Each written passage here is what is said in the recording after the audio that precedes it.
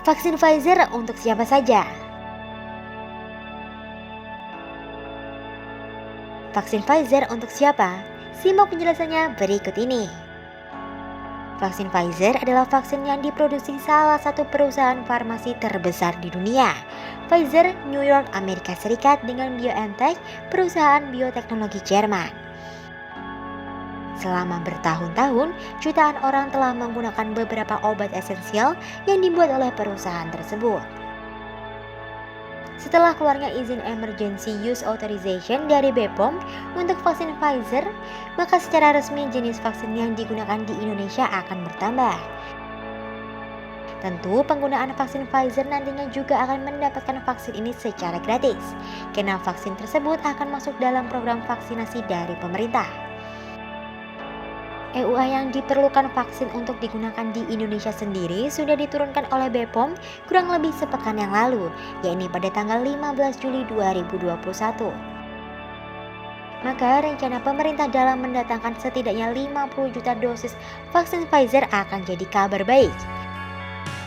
Setelah kontrol kualitas yang dilakukan, vaksin ini resmi bisa digunakan di negara kita. Sebenarnya secara umum vaksin Pfizer bisa digunakan untuk semua golongan usia.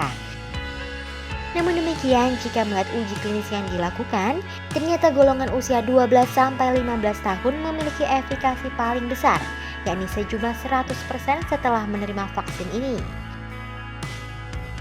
Sedangkan usia 16 tahun ke atas memiliki efikasi sebesar 95,5%. Nantinya injeksi vaksin Pfizer ke dalam tubuh masyarakat akan dilakukan sebanyak 2 dosis dengan selang waktu selama kurang lebih 3 minggu.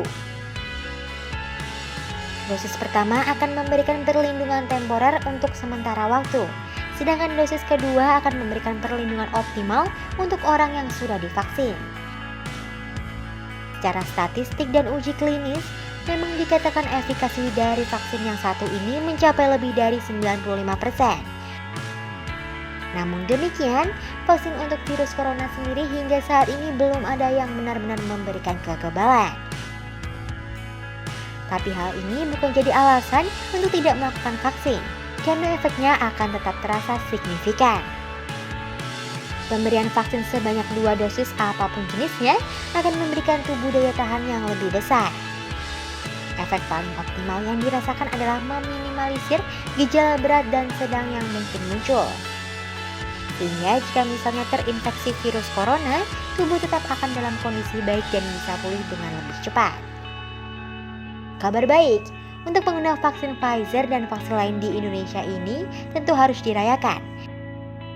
Namun dihimbau untuk tetap menerapkan protokol kesehatan dengan ketat hingga arahan selanjutnya dari pemerintah ya.